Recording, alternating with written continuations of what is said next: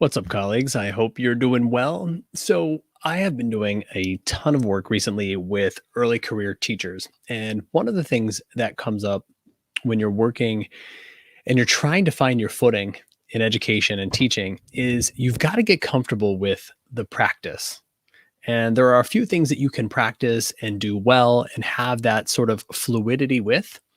If you just are a little bit more intentional about and you give them time to work themselves into your general practice. Some of them may feel a little bit unorthodox or bumpy at times.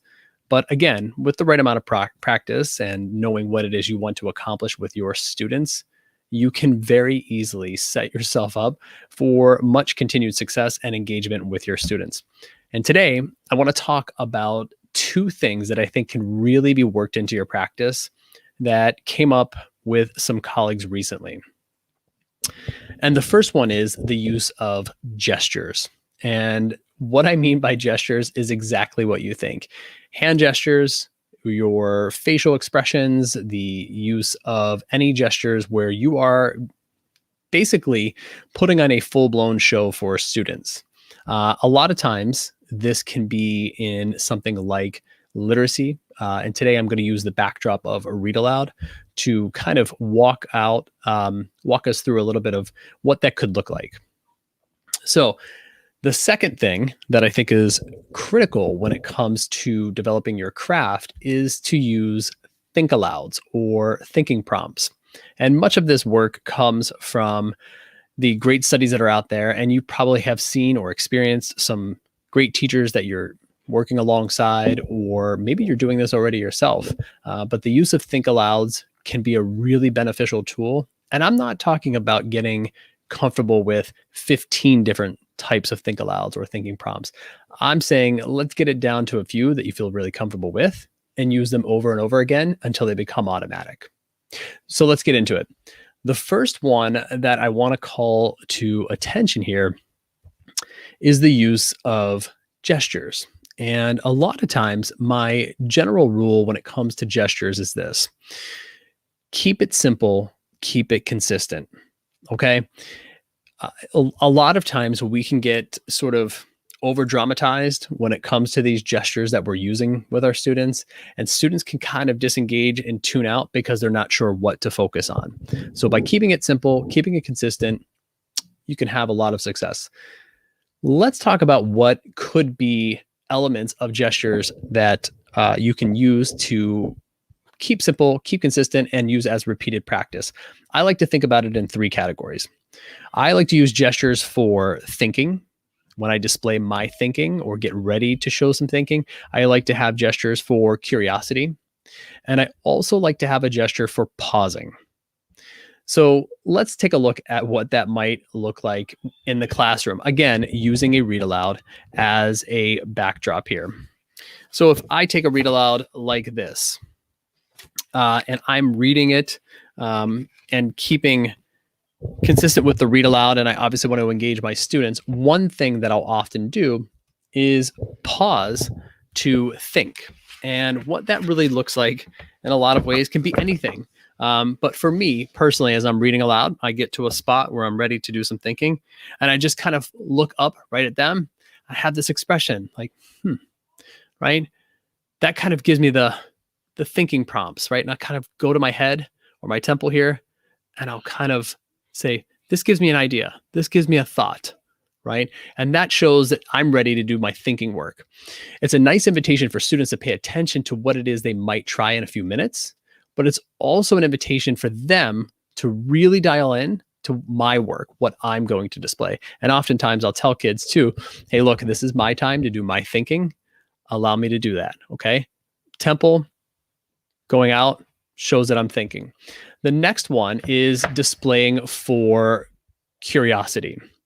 Now, this can be done many different ways, and often it's very similar to the thinking prompt. But again, it's another way to cue kids in that I'm doing some think aloud work, or I'm getting ready to display some curiosity, and they should too. And the way this one looks is, as I'm reading again, I might pause here, and I might come up to my chin. Like, and I'll just have a random reaction or an actual reaction to what I'm reading in the text. This way students can really plug in that I'm doing some thinking work. So kind of hands to my face, a little bit challenging to do with the mask right now, but I think you can do that where your hands go to your face, another gesture to let them know that you are getting curious about what you're reading or what you're learning in the text. So when we get to the third one here, the third one is pausing.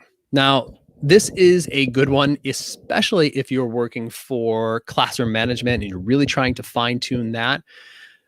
It's also really important that students know when it's going to be their turn.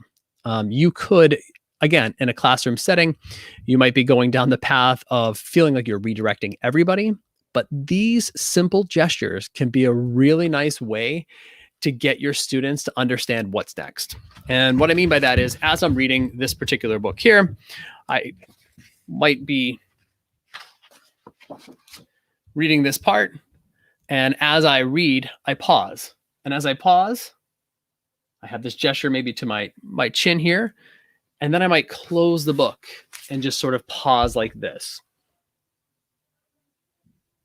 And that means I'm actually about to invite them in and get them involved in what I'm going to ask next. So I think that's a really important gesture to get comfortable with. It's like the idea that I'm just going to close it and I'm going to wait. It's going to be a pausing strategy, a pausing gesture. That might look different for you, but for me, it means that I'm going to close the book.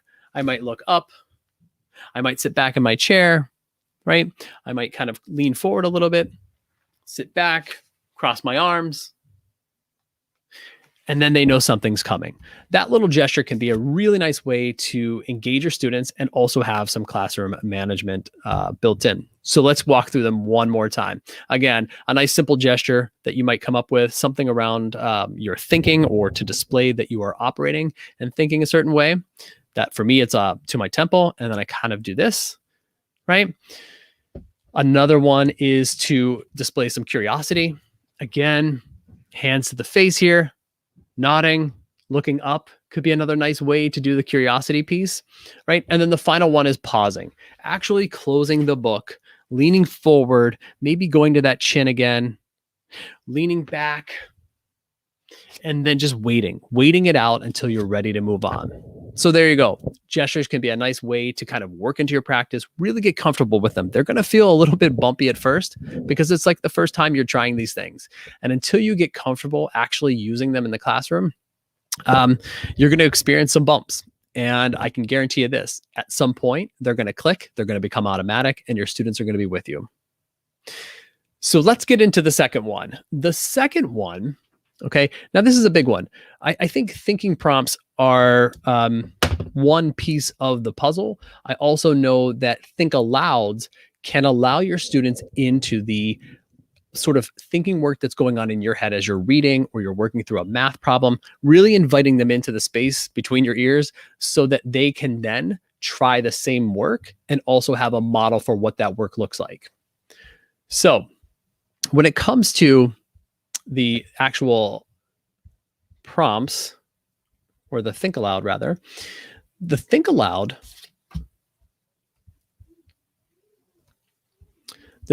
I like to think of it this way. I like to think about modeling and then releasing back to my students. So the way that this looks is as I model and release, I want to think about where am I going to plan my questions and my modeling up front in the book that I'm reading or in the work that I'm doing. And then I also want to think about where am I going to do the thinking work actually on the page that I'm reading from or the math work that you might be doing. And then finally, where's the opportunity for students to practice? So let's take a look at how this might go. And again, these are all options for you as you work through your practice. And again, I'm thinking about early career teachers especially, and anybody that really just needs to have some attention or intentionality around their practice and finding ways to really engage their students and also display their thinking. So with a Think-Aloud, again, we'll go back to the read aloud scenario here as our backdrop for today. As I'm reading the book, the first thing that I'm going to do is make sure that I have stopping points already outlined in the book. So you can see that I have these Post-it notes here. I only have 2 for this demonstration today, but you'll probably have a few stopping points throughout the book that you're reading. If you're reading a picture book, my general rule is about 4 or 5 stopping points for you to demonstrate your thinking, and then another 3 or 4 stopping points for students to actually operate with that particular skill or that thinking prompt that you were demonstrating.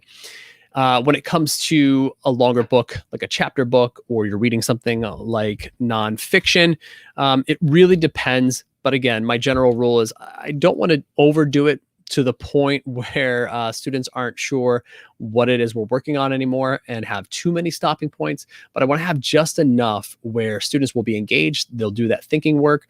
They'll engage in the comprehension, and it will feel sort of natural and fluid. When I do my Think-Alouds, again, first step is to plan, right? So I plan out the spots. For me, I plan out the spots, and I also put a little TA in the upper left-hand corner.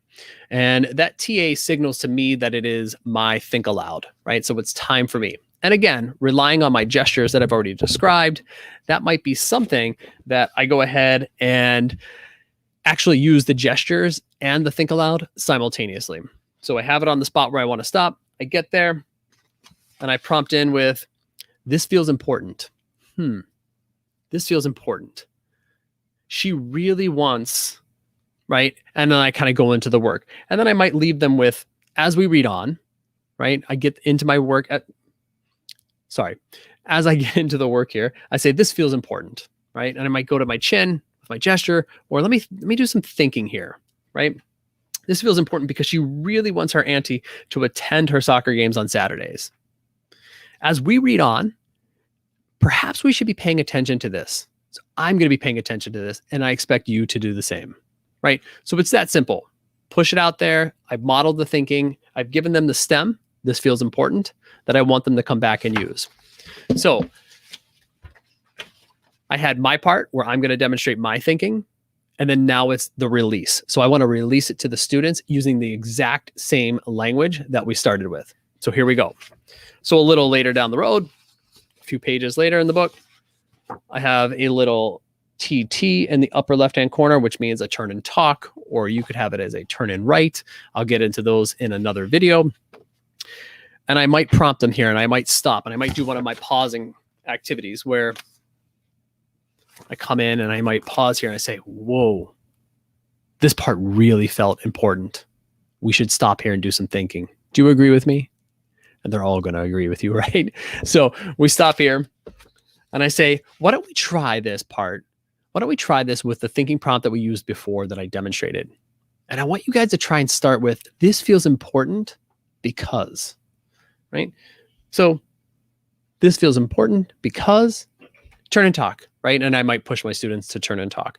So that's the release part. So again, just to kind of recap where we are in this process, when it comes to using the Think-Aloud, it's important to really phrase it around the model, your thinking, and the release to the students.